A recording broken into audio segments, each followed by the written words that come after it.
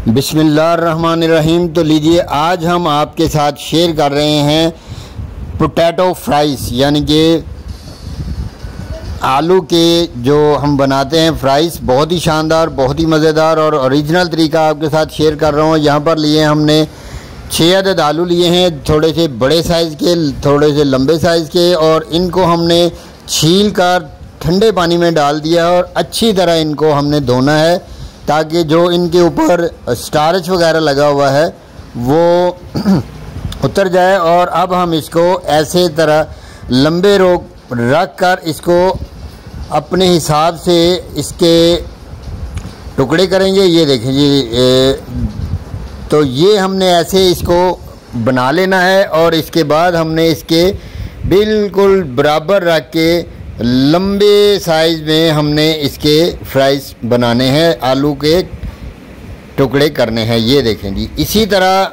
हमने तमाम जो 6 के 6 आलू लिए हैं उन सब के ऐसे ही हमने टुकड़े बनाने हैं। ये देखें जी, बहुत आसान है।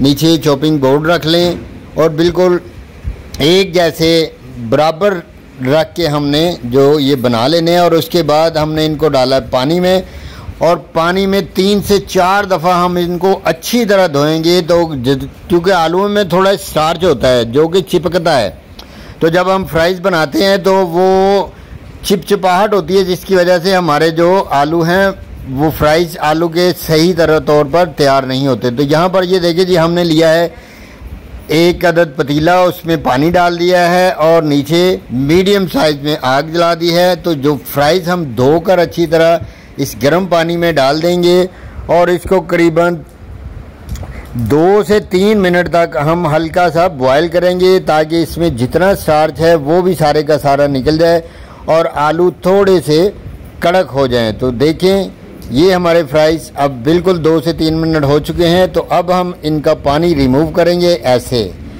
तो सारा पानी रिमूव कर देंगे हम इसको, और पानी रिमूव करने के बाद हम इनको डालेंगे एक मलमल के कपड़े के ऊपर या किचन टॉवल के ऊपर डालेंगे और इनको अच्छी तरह खुश्क करेंगे। ये देखेंगे, इनको अच्छी तरह हमने करना है खुश्क।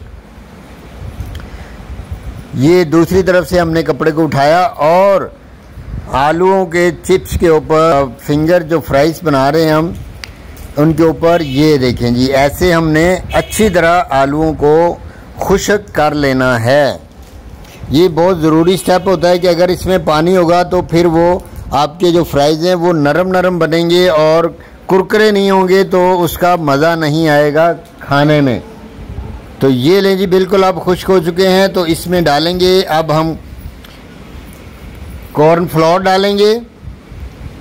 ये देखें जी, आप मैदा भी डाल सकते हैं, लेकिन 1 चम्मच हम डालेंगे कॉर्न फ्लोर का, 1 मैदे का, और आधा चम्मच हम डालेंगे इसमें चावलों का आटा।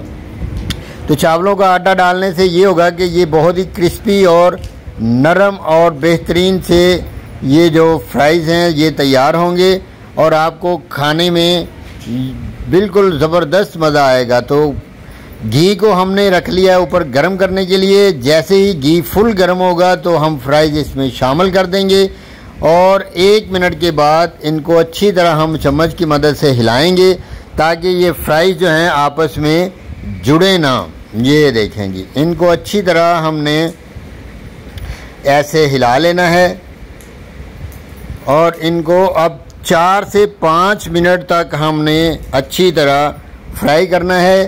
5 से 6 मिनट में ये बिल्कुल अच्छी तरह फ्राई हो जाएंगे। इनको ज़्यादा हमने रेडिश या ज़्यादा ब्राउन भी नहीं करना।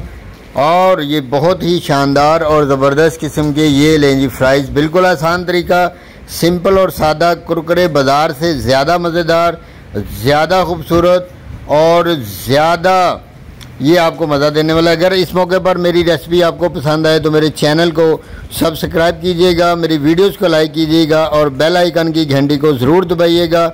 आपका बहुत शुक्रिया। वस्सलाम।